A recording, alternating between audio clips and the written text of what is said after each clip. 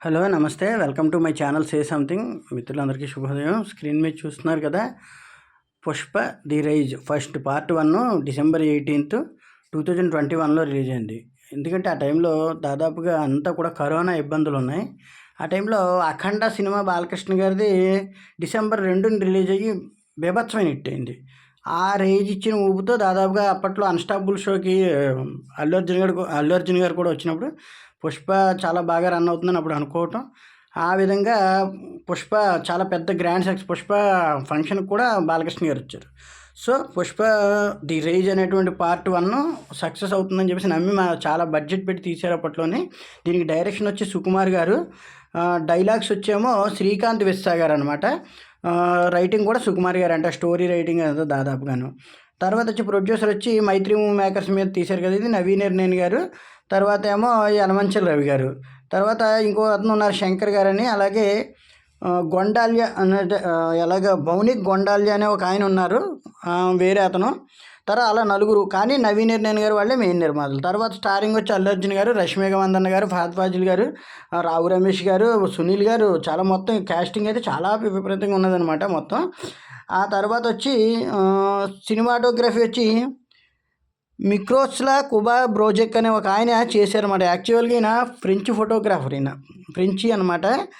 ఇంకో Miroslaw Kuba Brozek పేరు. ఇతను రెండో పార్ట్ కూడా ఈయనే చేశారు. ఫారిన్ అతను తీసుకున్నారు. చాలామందికి ఏమనుకుంటారంటే లోకల్ మనకి ఏదో సెంతిల్ గారు ఎవరో అనుకుంటారు, కానీ బట్ ఈ వర్డ్ చాలా ఇంపార్టెంట్ అనమాట. మిరోస్లా క్యూబా బ్రోజెక్ అని ఆయన చేశారు. తర్వాత ఎడిటింగ్ వచ్చి దీనికి కార్తీక్ శ్రీనివాస్ గారు, రూబెన్ గారు చేశారు. బట్ సెకండ్ పార్ట్కి మనకి రూల్లోకి మారారు, ఆయన నవీన్ నూలి గారు చేశారు. ఫస్ట్ పార్ట్ ఇది మాత్రం కార్తీక్ శ్రీనివాస్ గారు, రూబెన్ గారు చేశారు. మ్యూజిక్ దేవిశ్రీ ప్రసాద్ గారు. రెండు పార్ట్లకి మనకు ఒకరే.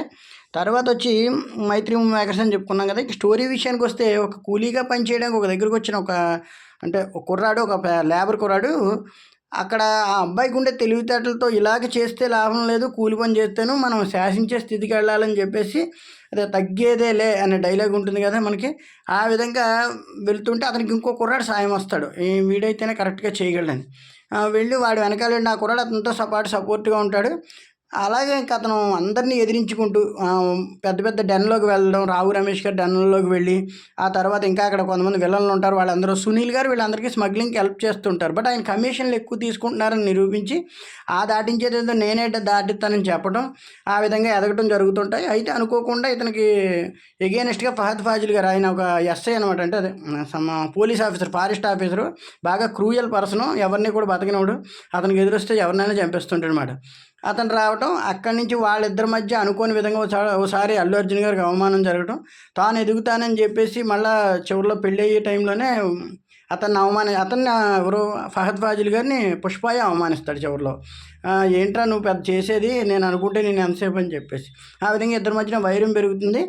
అక్కడి నుంచి ఇంకా అక్కడితో పార్ట్ ఎండ్ అవుతుంది. ఓ విధంగా చూసుకుంటే ఫస్ట్ పార్ట్ అంతా కూడా చాలా మంచి మంచి సీన్స్ ఉంటాయంటే, ఎదిగే క్రమంలో అతను ఎంత ఇబ్బంది పడ్డాడో, అతను చావు దాకా వెళ్ళి వెనక్కి రావటం, ఒక అమ్మాయిని ప్రేమించడం, ఆ అమ్మాయి ఒప్పుకోకపోతే జాగ్రత్తగా మళ్ళీ ఆ అమ్మాయిని ఒక అనుకోని పరిస్థితుల్లో సేవ్ చేసి కాపాడుకుని తీసుకోవటం, ఇవన్నీ ఒక సామాన్యంగా కష్టపడేవాడు దాంట్లో ఉంటాయి.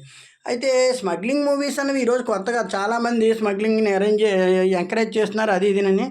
ఎప్పటి నుంచో పాత ఇప్పుడు కెప్టెన్ ప్రభాకర్ ఆ సినిమా తీసినప్పుడు కూడా నేను విమర్శలు నిజం. కెప్టెన్ ప్రభాకర్ భయంకరమైన సినిమా. అయితే అందులో ఫారెస్ట్ ఆఫీసర్ హీరో కాబట్టి మనం మాట్లాడుకున్నాం, కానీ కెప్టెన్ ప్రభాకర్లో ఆ క్యారెక్టర్ మన్సూర్ అలీ ఖాన్ గారి క్యారెక్టర్ చాలా బలంగా ఉంటుంది అనమాట. సో ఆ విధంగా చూసుకుంటే ఈ సినిమాలు ఈరోజు కొత్త ఏం కాదు, మా ఒక 20-30 సంవత్సరాలుగా డాన్ సినిమాలు అటువంటి వస్తున్నాయి.